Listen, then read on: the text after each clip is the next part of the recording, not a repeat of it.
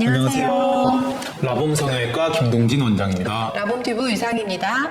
오늘은 많은 분들이 걱정하고 고민하는 주제, 하안검 수술 혹시 실패하면 어쩌죠? 라고 중년 성형을 준비하시는 분들이 가장 불안해하는 부분을 확실하게 정리해드리겠습니다.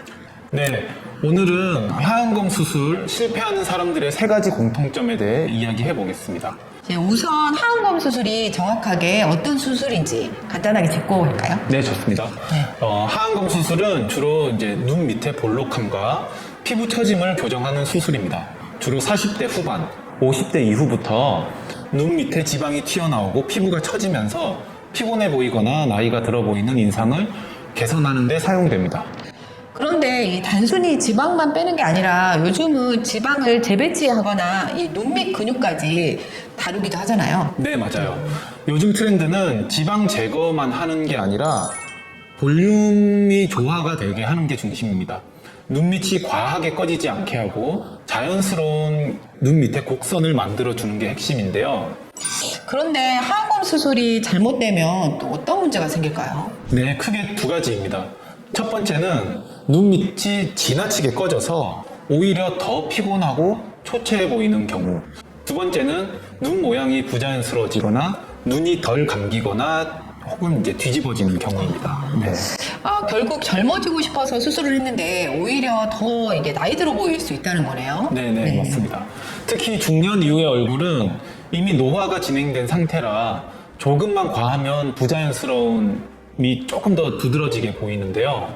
그러면 첫 번째 실패의 공통점은 뭔가요? 네, 첫 번째는 지방을 너무 과하게 제거하는 것입니다.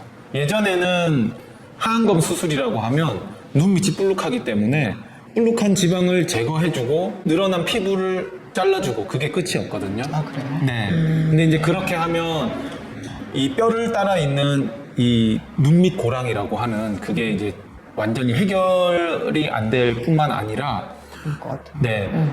이 볼록함을 해결하기 위해서 지방만 계속 제거하다 보니까 오히려 이제 퀭해 보일 수가 있다는 거죠. 그리고 이 눈 밑의 지방은 이 안구의 위아래에 다 존재하는 건데 위아래에 이제 밸런스를 맞춰줘야 되는데 아래쪽을 너무 많이 제거하게 되면 안구가 아래로 조금 밀려요. 그러면서 눈 위도 이제 꺼지고 퀭해 보이는 인상이 생길 수가 있습니다. 특히 중년 이후에는 뭐니 해도 이 볼륨이 중요하잖아요. 네, 맞아요. 나이가 들수록 얼굴은 전체적으로 꺼지기 때문에 눈 밑 볼륨을 일정 부분 유지하거나 재배치해서 부드러운 이제 중안면부의 곡선을 유지해 주는 게 필수입니다. 그러면 지방은 무조건 빼는 게 아니라 다듬고 배치하거나 아니면은 제가 알기로는 신체의 다른 부위에서 지방을 채취해서 이게 지방을 넣는 걸로 알고 있거든요. 네, 맞습니다. 네. 그러면 이제 두 번째 실패 포인트는 뭔가요? 두 번째는 이제 피부를 너무 많이 잘라내는 거예요. 그죠? 네. 하안검 수술을 우리 리프팅 수술로 착각해서 늘어난 만큼 전부 다 잘라버리면요. 눈 밑에 검파는 나이가 들면 되게 약해져 있기 때문에 이 늘어난 게 이렇게 올라가는 게 아니라 이게 이렇게 내려오죠. 너무 잘라가지고 네네. 피부를. 그러면 이제 수술 후에 이제 토안이라고 하는 뭐 눈이 충분히 감기지 않거나 눈이 이제 뒤집어지는 그런 변형이 생길 수가 있어요. 특히 중년 이후는 피부 탄력이 약해지잖아요. 네. 그래서 과하게 당기면 금방 티가 날 것 같아요. 네, 그래서 하안검 수술을 할 때는 피부를 적당한 여유를 남기고 절제하는 것이 무엇보다 정말로 중요하다고 할 수 있습니다. 피부를 다루는 방식만으로도 수술 후 표정이나 자연스러움이 완전히 달라질 수가 있습니다. 그러면 이제 무조건 세게 당기거나 피부를 진짜 팽팽하게 만들려고 많이 자르거나 이게 절대 좋은 게 아니라는 거예요. 네, 맞아요. 자연스럽고 편안한 느낌이 목표이고요. 저는 그래서 그냥 환자분들께 편안하게 100%가 아니라 80% 정도 좋아지는 게 수술의 목표다라고 그렇게 설명을 드리거든요. 네. 그러면 마지막 세 번째 공통점은 어떤 건가요? 눈 주변 지지 구조를 무시하고 이제 수술하는 건데요. 이게 어떤 얘기냐면 아까 전에 예전 수술은 지방만 제거하고 피부만 잘라내고 끝냈다라고 했잖아요. 근데 이제 그런 게 아니라 노화는 피부에도 일어나고 근육에도 일어나고 그렇죠. 지방도 튀어나오고 지방 주머니도 늘어나고 모든 구조물에서 일어나기 때문에 그런 지방 주머니인 안화, 경막, 늘어나 하안검 근육, 뼈 구조까지 종합적으로 고려해서 늘어난 거는 좀 더 당겨서 강화해주고 걸어주고 그런 이제 지지를 좀 강화해줘야 됩니다. 하원검 수술이 네. 진짜 절대 간단한 게 아니네요. 그럼 단순히 눈 밑 지방 제거 수술이 아니라 이 원장님 말씀을 들으니까 눈 전체, 눈 주변에 그 전체 복원 수술 느낌이 드네요. 네, 아주 정확한 표현입니다.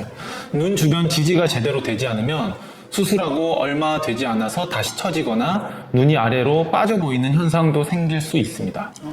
지지 구조까지 신경 쓰는 이 하원검 수술이 진짜 제대로 된 수술인 것 같아요. 네, 맞습니다.